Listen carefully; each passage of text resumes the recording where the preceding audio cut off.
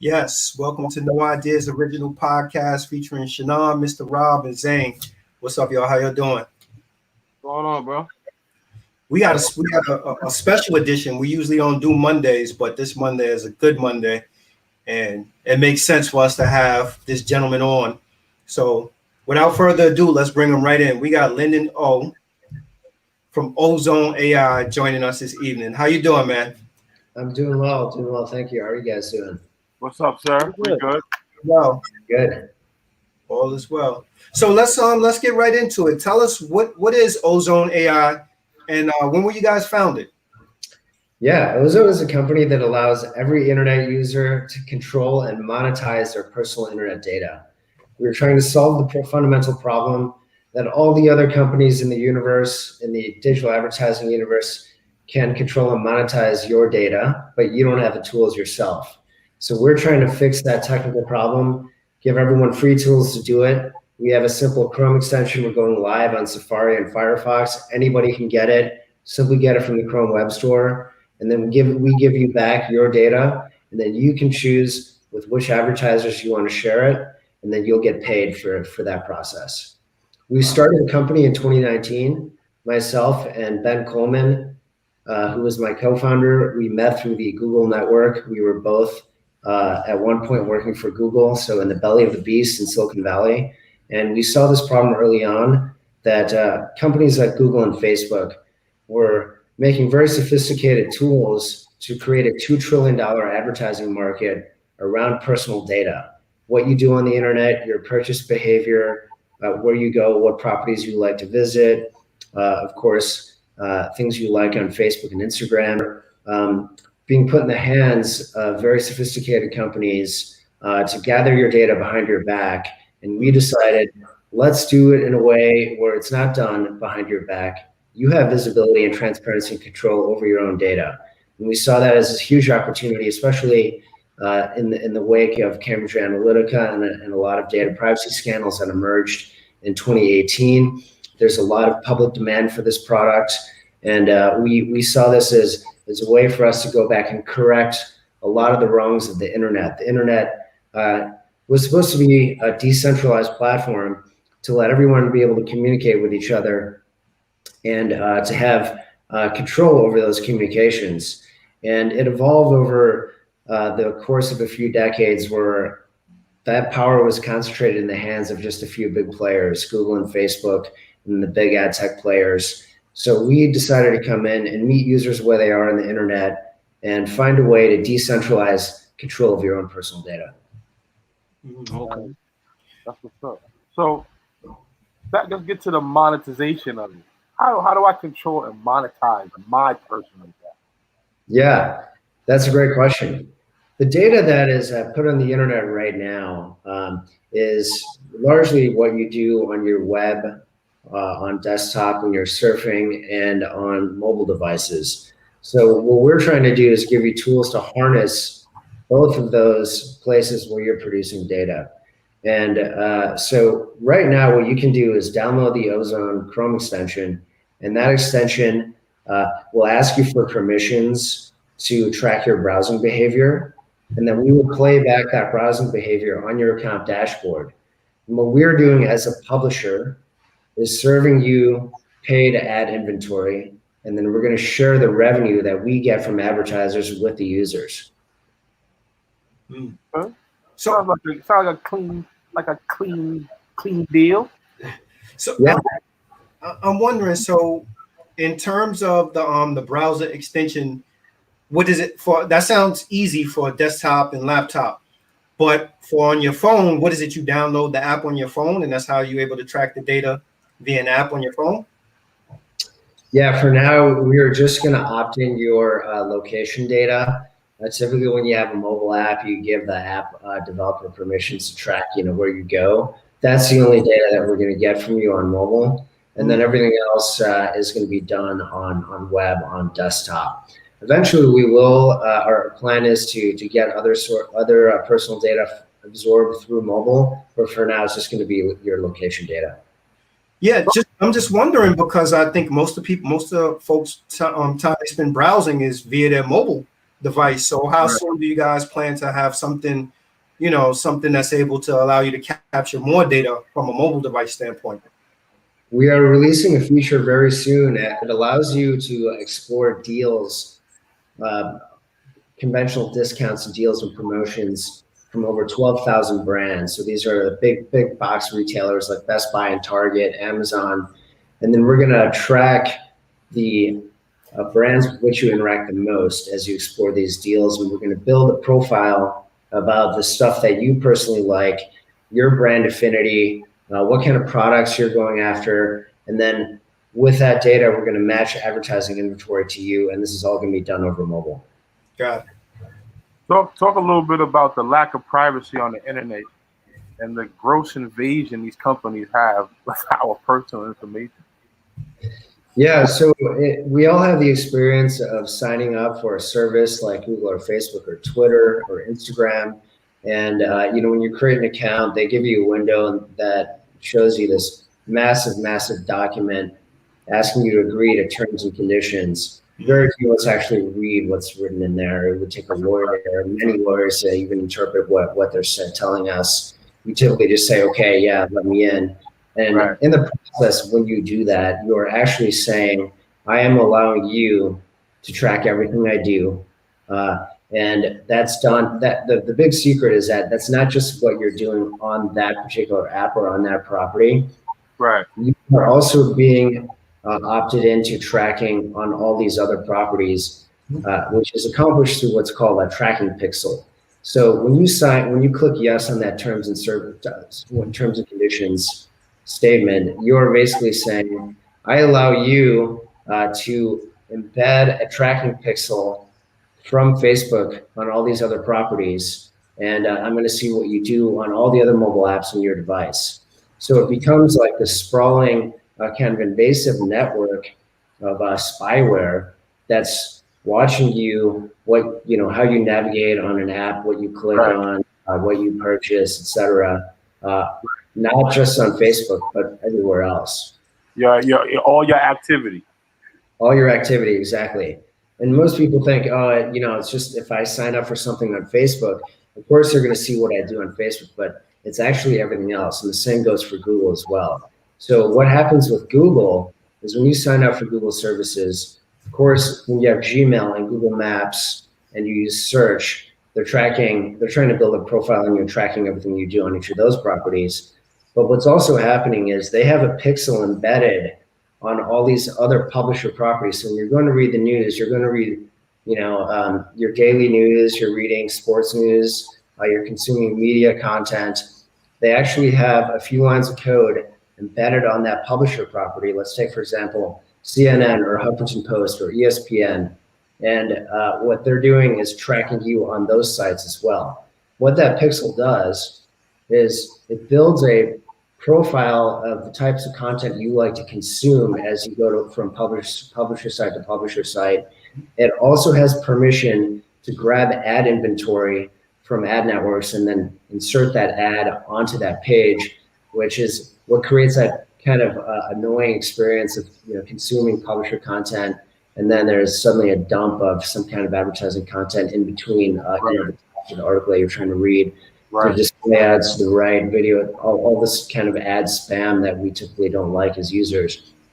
And that's all enabled through the Google network and the Facebook network. So what's actually happening is if you were to try to summarize what you're signing up for, you're actually signing up for Google and Facebook to follow you around on the internet and then figure out who you are based on all the things you do everywhere else, and then serve you content based on who they think you are. And this is all done behind your back. You're not seeing any of this process. So these tracking pixels or tracking cookies, they're like are they synonymous with algorithms?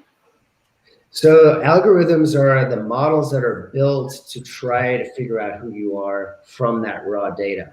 So there's a lot of raw data. You can think of it as a fire hose of data that they're piping into these databases.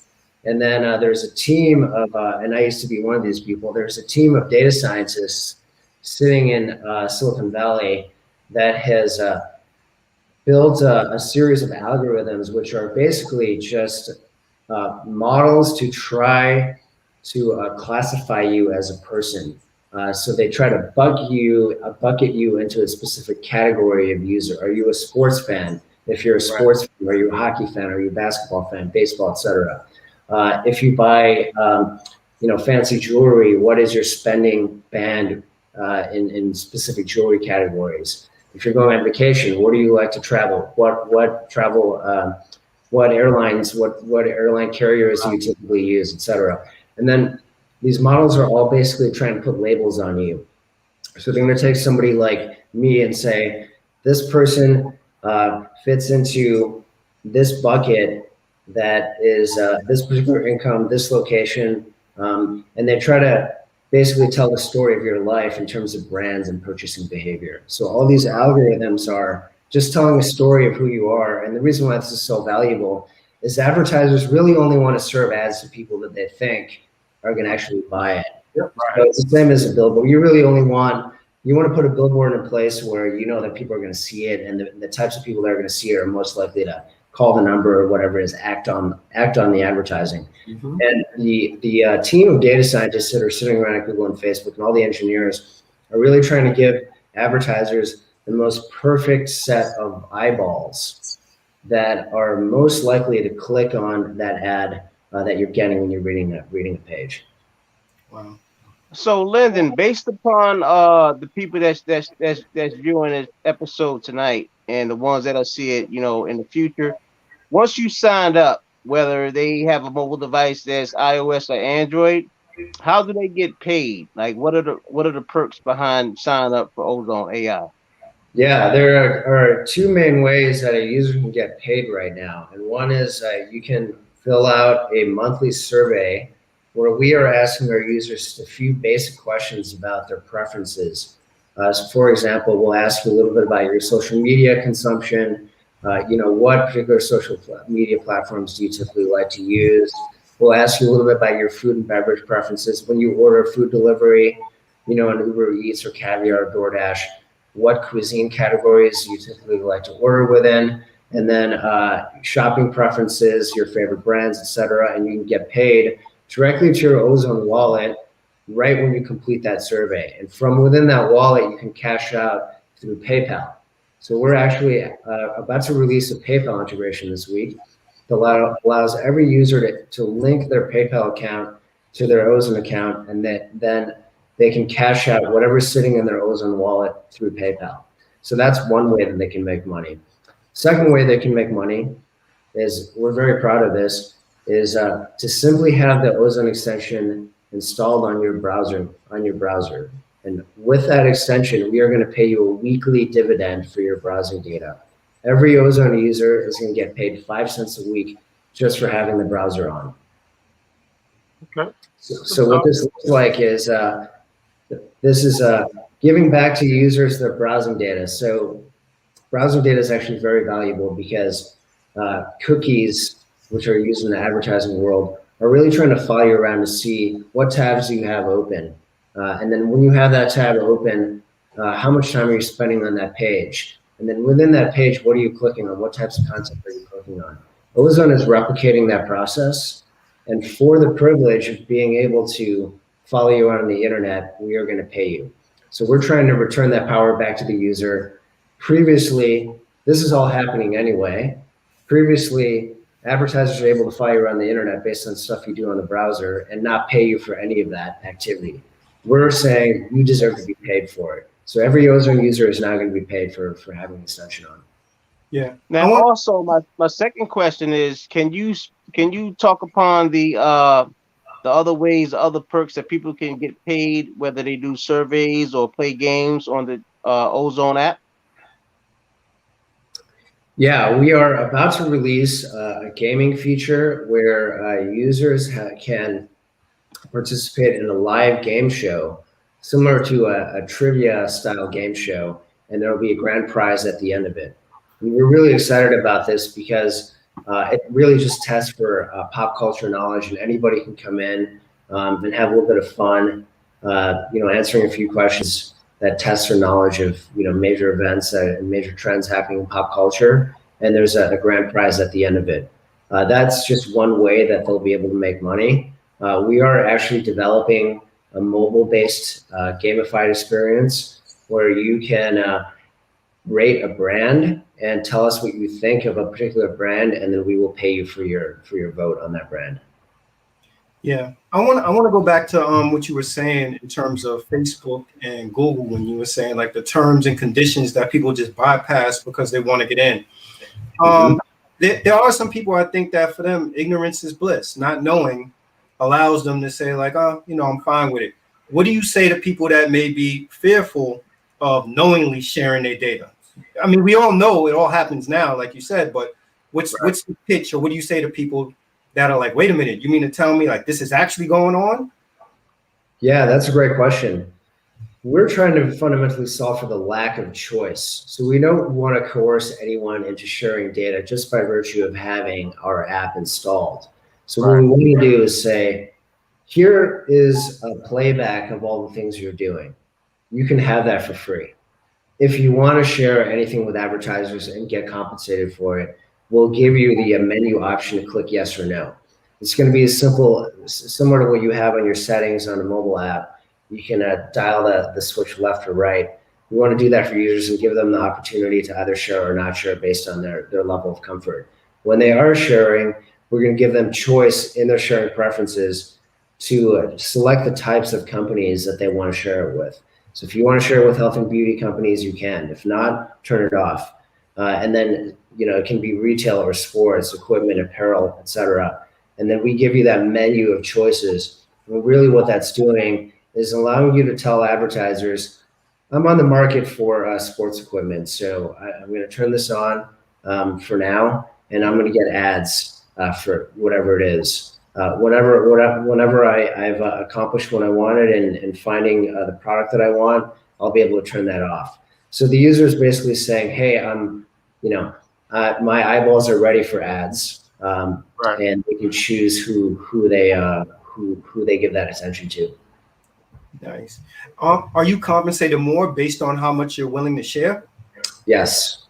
We're trying to create a system where every unit of data has some monetary value. So the more you opt in, the more you're going to be able to make. Okay. Who all is behind Ozone? Yeah, that's a great question. So Ozone is a team of ex-Silicon Valley insiders. We collectively as a team have worked at Google and Facebook and have extensive experience starting companies that are backed by venture investors. And we have worked within those teams in data science, strategy, and partnerships. And we were all, at one point in the belly of the beast at these large Silicon Valley companies. So we like to think of it as kind of a team of revolutionaries that have escaped the matrix and are trying to turn things inside. The evil empire. Huh? The evil empire, yeah, exactly. That's cool.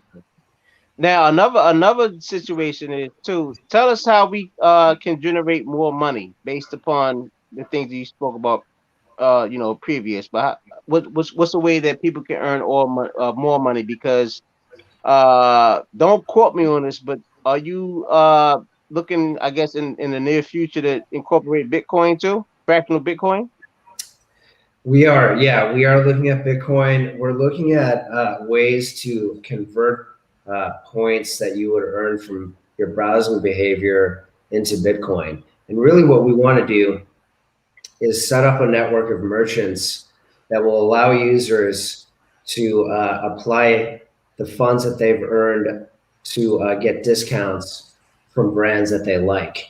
So we want to narrow the universe of companies that you personally like, and then do deals with them so that you can go and have repeat purchase behavior with your favorite companies, and everything you earn on Ozone you can apply toward the products that you like. So we want to create this sort of virtuous cycle of, here's all the stuff that I do on Ozone, all the data that I opt in, and in exchange I'm going to get discounts from my favorite companies. One thing we want to do with Bitcoin is give users the opportunity to just convert cash they have already on their Ozone balance to Bitcoin through the PayPal wallet.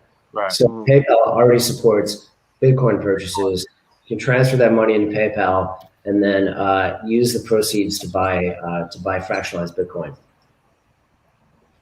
So in terms of, I guess, like being evaluated based on your data, I know you're tracking the browsing history, but is there something else in there that you're tracking, I guess, how much time a person spends online or how many actual ads they click on?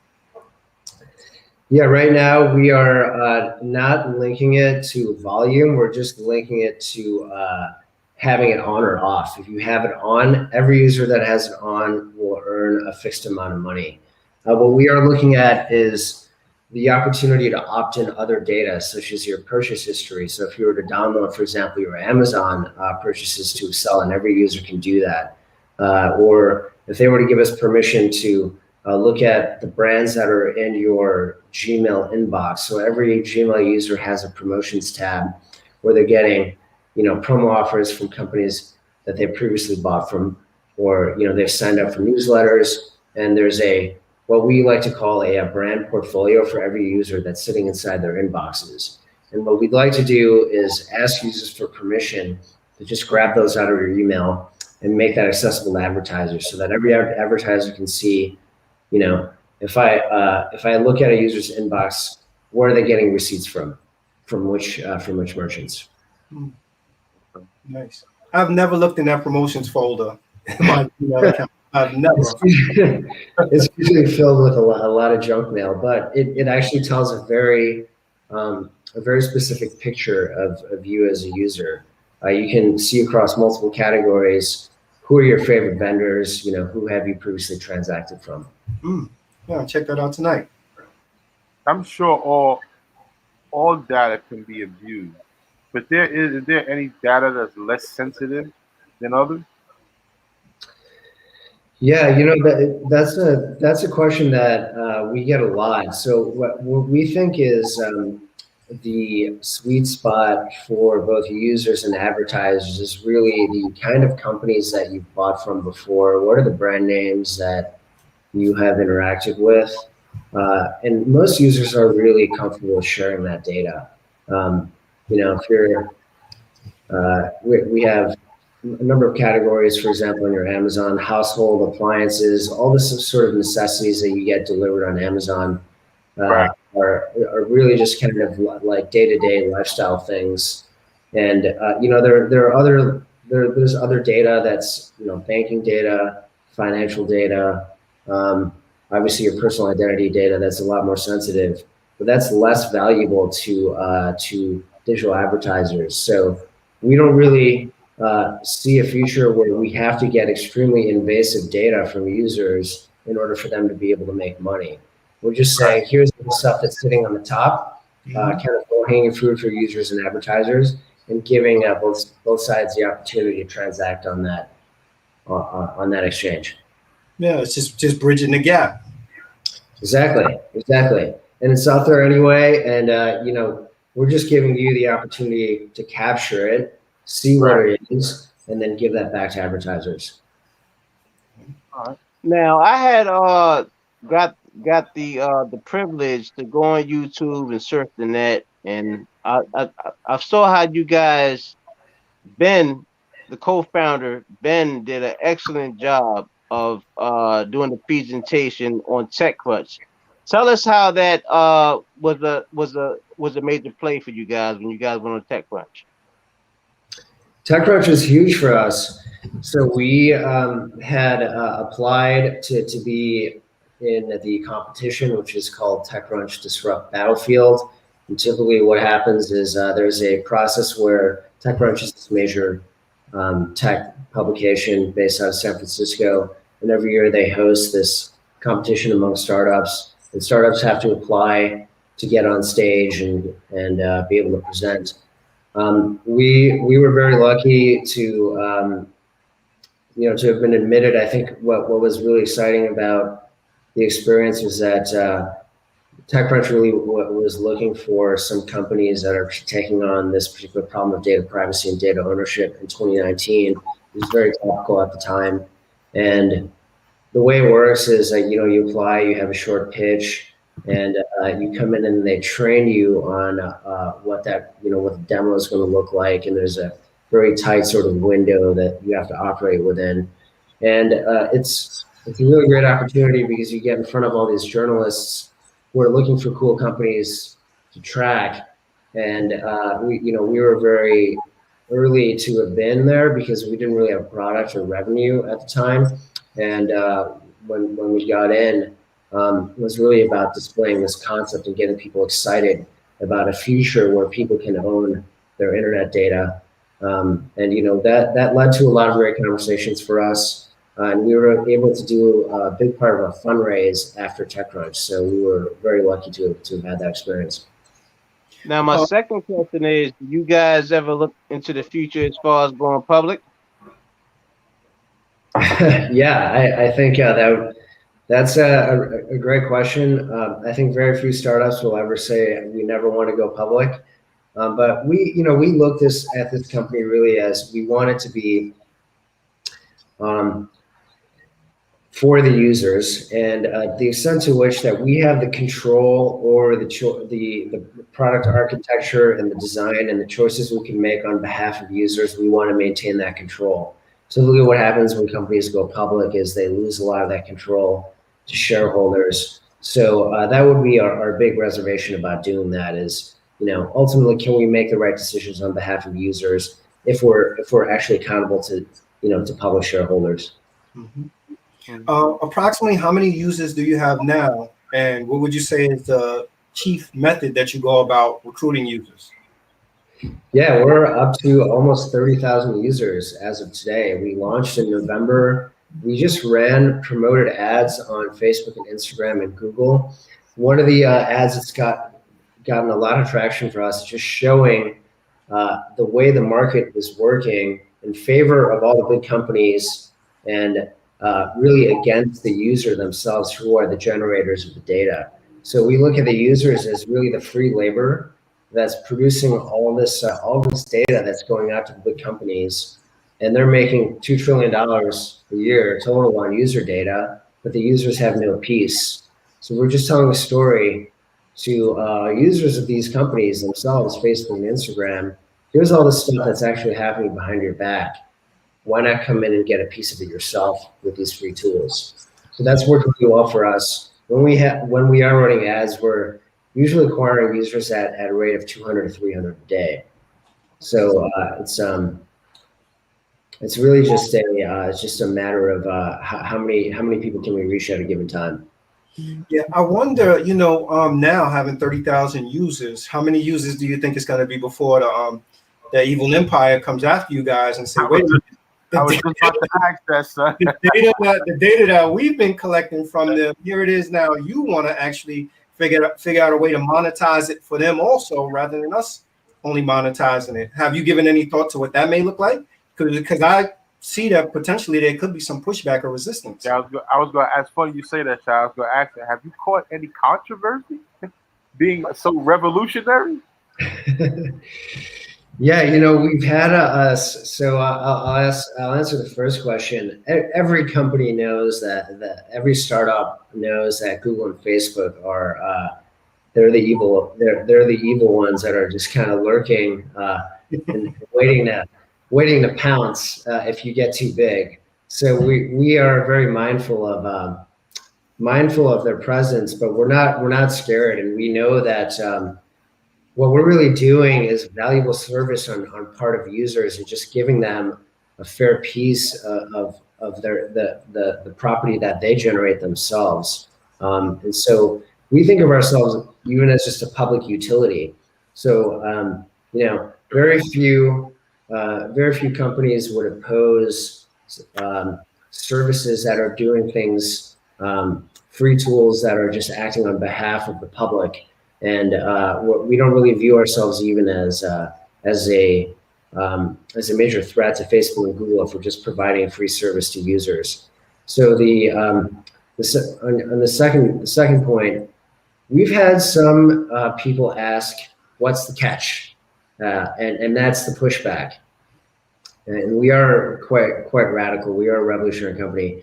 And people are asking, well, what's the catch here? And we always just say, there is no catch, because we're not really doing anything except giving you the control. So it's really up to you what you want to do with this.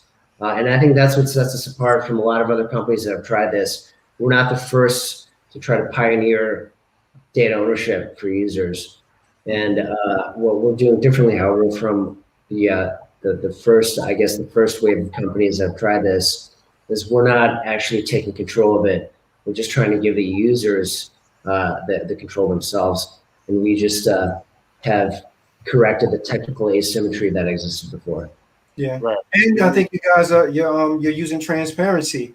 Another thing I wonder is how many people would, which I imagine plenty of people would still probably opt in to the Facebooks and Instagrams and Googles of the world, even if they did use plain language to get people to sign up for it.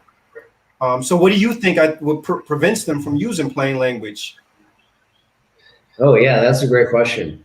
Well, I think if they were to use plain language, I think people would instinctively be fearful of what they're walking into.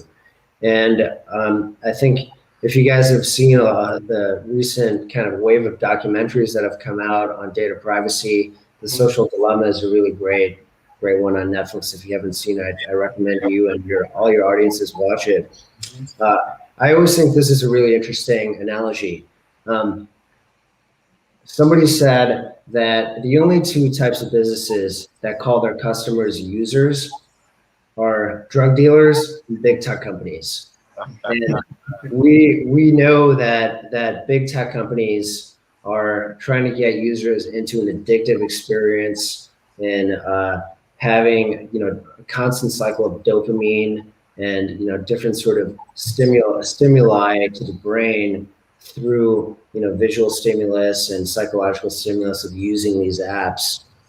We all know that chasing likes and getting as much sort of social validation from these apps is one of the most addictive parts of the experience. And they need this to be able to make the money they make. And if they were to tell users up front, hey, come in, we're going to try to get you hooked. In the same way that if a drug dealer were to tell, first-time users, hey, just try this out, it's not going to hurt you. Yeah, they'd have a very bad business. So I think it's the same deal for big tech companies. Wow. Now, I know. Go ahead, Rob. Go ahead. Is there a way to prevent this? Is there a preventative measure not to be tracked? So I think Apple is actually doing a lot to give users a little bit more control. They are offering menu options now where you can opt out of tracking. Google is removing third-party tracking cookies.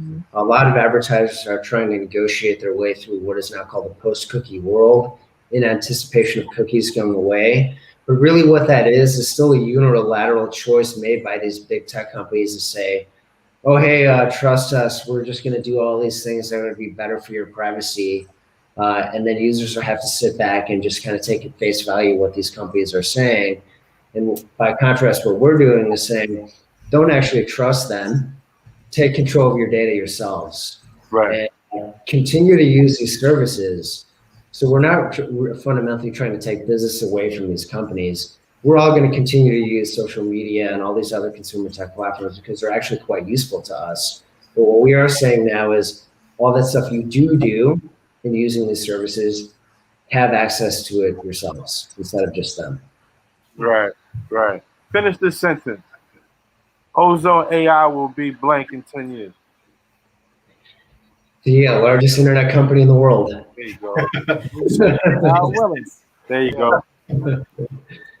Now, Lyndon, we all are very aware of the multi-billion dollar industry as far as with betting and stuff like that. So can you tell us, would you guys be interested in incorporating something that's similar to DraftKings as far as for the users that sign up for Try Ozone to get into the sports betting industry? And also would you also be willing to incorporate NFTs? Because you see how big digital art is and trading cards and all that other stuff is going on right now. Yeah, I've thought quite a bit about DraftKings and some of the online gambling industry, which is closely tied to just to gaming, on online gaming.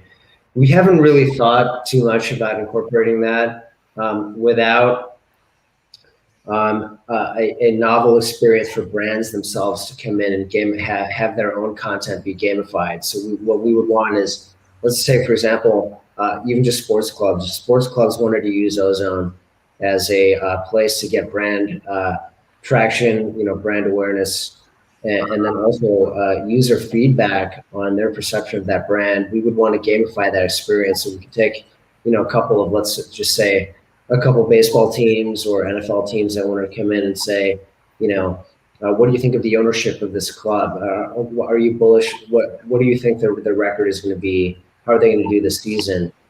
We would want users to be able to do that, but it would be gamified in a way where the brand is able to solicit direct feedback from the user. So a club could come in and say, I want to know, what is this particular audience pick for the 2021 season? Is it us? Is it going to be our competitor? Why do they feel that way? And then we want to compensate the user for that opinion. So it's not a conventional gambling platform where there are going to be odds and a bet and a winner and a bookie, et cetera. There's just going to be more like a direct user conversation with clubs or the brands themselves. And then with respect to NFTs, we thought a lot about that as an opportunity for users to stake ownership of content that they would produce on the platform. But we're not really in the business yet of content production. What we're really trying to deal with just the space of your personal data that you leave on the internet every day, just using the internet. How do you get control of that and monetize that? Okay. Yeah. I'm wondering, have you given any thought to what the business model looks like now? There's this huge push, like even on your iPhone, you see everybody's tracking the amount of time that people are actually on their devices and how much time people spend in front of their screens. Have you thought about how that may impact what you're trying to do with Ozone AI? Yeah, we have thought about that. What we want to do is decouple the amount of time spent from ownership. So the last thing we want to do for the benefit of our own users is tell them, spend more time on the internet so that you can make more money. We want to just harness the most valuable pieces of what you do on the internet and get you fair value for it. So there could be a kind of a perverse incentive system where, we already have that right now. Google and Facebook have mastered that, where they're trying to get you to spend as much time as possible using their tools. We want to wean users off of the experience of spending a lot of time on the internet, and find a way to just isolate the pieces of data that are the most valuable, and then get them, with as little effort as possible, get them value for it. Good, Zach. What's the greatest advice that you took from a peer or, just any array of business person that's in the industry as far as for building your brand with Try Ozone or Ozone? I'm sorry, Ozone AI. For business, for Ozone, the biggest advice we would say is to stop wasting money advertising on Google and Facebook in a spray and pray, where a lot of it is like, let's just throw these ads out in front of all these eyeballs and see where it sticks. Mm-hmm. What we're saying is, come to us, where we're going to give you audiences that have already said, we want to hear from you. And so we're moving toward a model where users are declaring their preferences, and almost like a dating service, we're matching the users with the brands that they like. Yeah, I tell you what, Lyndon, I could definitely see, like, in the very near future, you know how they have the digital billboards downtown in Manhattan, like 42nd Street and all that? I could definitely see an Ozone AI digital billboard down there very soon. Well, I hope you're right, Zane. I would love that. One thing we always talk about is a future where anytime you interact with an ad anywhere, it's going to be personalized to you. So you're not going to see an ad from something that you don't want. that this has already been envisioned by a lot of science fiction writers. There's this movie that came out in the 90s with Tom Cruise called Minority Report. Yep. And you guys might remember there's a scene where Tom Cruise is running and he gets these ads that are specifically for him. They know it's him. Wow. Yeah. We're trying to create a future where that's actually a positive experience. So you get your favorite brands all in one place. Bonus question. Rob, ask him that signature question, brother, man. Can I get my question? You just jumped over I'm sorry, bro. I'm sorry. Go ahead. I'm sorry. So, Lyndon, I wanted to ask you. I'm not a developer, but I would imagine that as you're putting these kind of things together, there are several iterations before you get to the final product, or you may never get to the final product. What have you learned from Ozone AI 1.0 to Ozone AI 2.0 or 3.0, wherever you are now? Oh yeah, I love that question. So when I look back on when we first started the company, I had a lot of hypotheses about what I thought users would love, and from the perspective of a tech person, and what it really exposes is that tech people have their own kind of idea of the universe that they think is right, because they're trained in a way to think, well, I'm going to predict what people want because I have data and I can look at the data and I can see what people want. And then what we learned in actually releasing the product is people come back to us and say, I want this, this, and this because I really love this. And so what we really learned is listen to the users, discard whatever you think, don't try to be too smart about what you think people want. Just try to listen to what people are asking for. So one of the things that we learned is our survey product is very popular. People really love to tell us about their lifestyles. What are my favorite cuisines? When I buy stuff from kitchen appliances, this is how much money I spend a month. This is who I get my car insurance from. And people really are comfortable answering these questions as long as you compensate them for it. We didn't think that we would get a lot of stable demand for this product, but as soon as we released it, a lot of users were writing us and saying, hey, we want more of these. Nice. Yo, Lyndon, what do you do on your regular time, man? This? All day? Well, this is most of my life, but I do like to surf. I live in LA, so I surf and I try to get outside and enjoy the sunshine as much as possible. I have recently taken a boxing lesson, so that's been a lot of fun. You've been wanting to kick somebody's ass, huh? Well, starting with Google and Facebook, yeah. Were those bad experiences working with Google or Facebook? No, I can't say they were bad experiences. I found the people that I worked with were incredibly, collegial, warm, friendly, nice, very intelligent, and the companies really took care of their employees. Right. A lot of people know that Google and Facebook are kind of places where they really load up on perks for employees. Mm-hmm.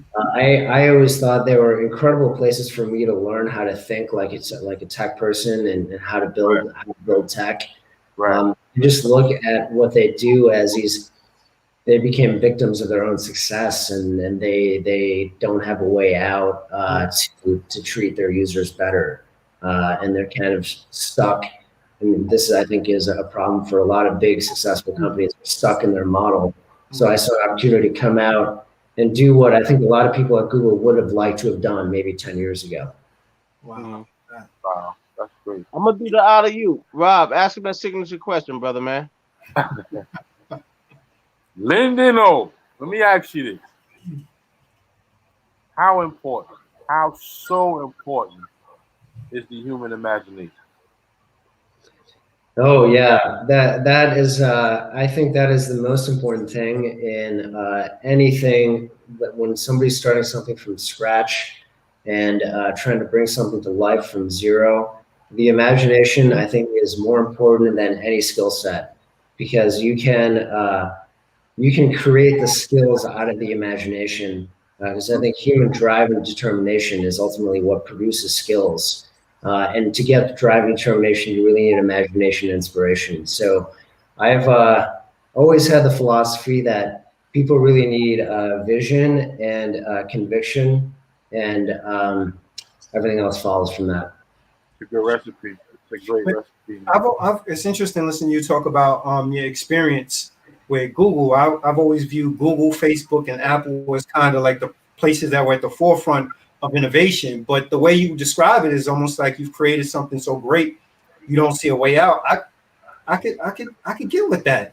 Yeah, I could get with that, because the profit that has come from it, it's almost like you have to continue to stay in the cycle of doing more to perpetuate it. Like that's an amazing analogy for it. Yeah, and that's a cascading effect. It kind of creates this flywheel of it attracts the best talent to make more money so that they can pay for the best talent. And so in order to get the best talent, you have to keep doing what you do a little bit better. And, in that way, it locks itself into a cycle where you can't really escape some of the things that they know on the inside. If we could do it a different way, we probably would, but that would mean we lose our revenue, we lose our employees. So I think it's really important the choices that a company makes early on really sets the tone for the culture in the future. I think Google really tried to do a lot of things right, probably more so than Facebook. Google's original motto was organize the world's information and make it accessible to everyone. Right. And they had a few things like they experimented with, like don't be evil. But now that everybody knows that they can't really go to that as well as they could before. And they created search, which is just an incredibly useful tool.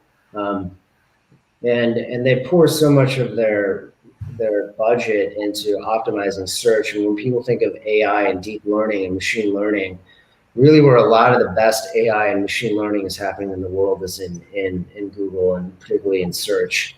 And I think that's just not going to go away. I think it's going to continue to be a very powerful tool. Amazon has figured out that it needs to catch up a little bit with search. And now they try to create Amazon. They're trying to make Amazon the default tool to learn about a product. So instead of just searching for a product, you'll go into Amazon to see what are people saying about a product, who should I buy from, how much should I spend. Mm-hmm. So that's created an entire universe around the way people think about information. Is like, can I just say something, and then is it going to materialize out of thin air to give me that information back? And that's what search has done really well, and I have to really respect Google for doing that. Certainly feels that way. Certainly feels like that's what's happening. For companies, do you think that the company model in terms of with their employees, do you think that's intentional engineering, or companies just fell into that? Yeah, that's I don't know. I've thought about that. I think that every company that releases a model like that, they're very tactical about it. They know that, especially if you're a public company like Google, you want to be able to please shareholders and continue to present a face to the public that's palatable and neutral and pleasant, and can probably maybe mask some of the things that are happening on the inside. So I think that to say that it's completely disingenuous, I wouldn't say that, but certainly, they know that when you say don't be evil, they can get away with things that they wouldn't otherwise, if that weren't their public slogan. Data pirates, man, they're taking all that information. That's a great way to think about it. It's data piracy. It's all this stuff is happening behind your back. And yeah, man, they can even track you. They can even track your Bluetooth by a beacon. Right. Yeah. This is so wild, man. Yeah, and your phone is listening to you. Don't listen. No matter what they tell you, your phone is definitely listening. At this point, I think my blender's listening. Son, I got a Bluetooth microwave. Yeah, Yeah, that smart fridge you have, you don't know what it knows. Yes. My stove and my microwave is Bluetooth. Your whole kitchen. And I'm getting rid of that shit too. Your whole kitchen might know who you are. Yo, Yeah. son, know when it's time to eat, when it's time to drink, everything. So Lyndon, let us know for the people that sign up for Ozone AI, what's the minimum to maximum that they can earn annually? Yeah, well, right now we're trying to get users up to at least $100 a year. That's our goal by the end of next year. We think the total data market value of your personal data is up to $1,000 a year, and there are a lot of companies that are already paying, nickel and dime, and up to maybe a couple hundred. One of our competitors is called Brave, and they're already doing that. You can earn cryptocurrency. It's called Basic Attention Token. It's basically a browser. So you'd have to install a whole new browser and then create a profile and just use that to earn in cryptocurrency. But we are trying to just pay our users cash. We've already paid users $5,000 in cash since we launched in November. So we're trying to get that market up so that everybody has a stable, dependable income of at least a few $100s a year from their data. Now, also, are there ways for people to get into the put money into Ozone AI? Not as of yet. We are thinking about being able to take investment from our own users. So that's in the works, and we would love to be able to make it almost like a mutual, like people can own a piece of the company. Okay. Well, I have to say, I think it definitely makes sense. It's for people to have the opportunity to earn a couple of dollars for doing something that they were going to do already. That's a no-brainer.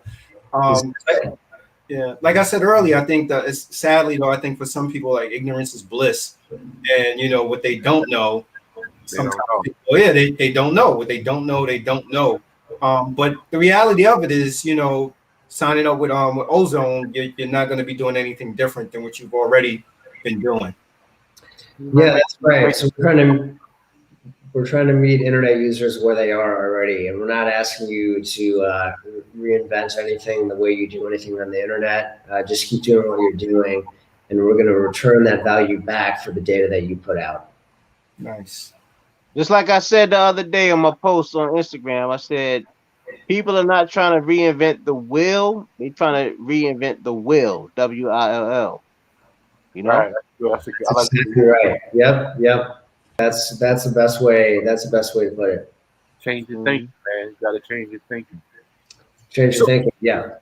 So, Lyndon, we have at the bottom of the screen. I'm sure you can see it. We have we have the Ozone Instagram. Give out how people can get in contact with you. Give the website, everything for those that may be interested in signing up with Ozone. Yes. Anybody can come in and create an account right now for free on ozone.ai. Okay. All right. There we go. From there, it's just a few. It only takes less than a couple minutes to create an account and install the extension, and then you're off to earning right away. Oh, and Sha, give out that plug or what that promo code is for the podcast for the people that's looking to sign up. We'll make sure we have the link in the browser for people interested in signing up with Ozone AI. Yeah, anybody can come in and use that referral code, and also you can refer your friends and earn a referral bonus. So you can earn even more money for sharing the link with your friends. Nice. Well, Lyndon, thank you for joining us this evening to talk more about Ozone. Appreciate it. Thank you guys. I appreciate it. Thanks for having me as a guest. Take care of yourself, Lynn. Thanks everybody for tuning in this evening. We appreciate you.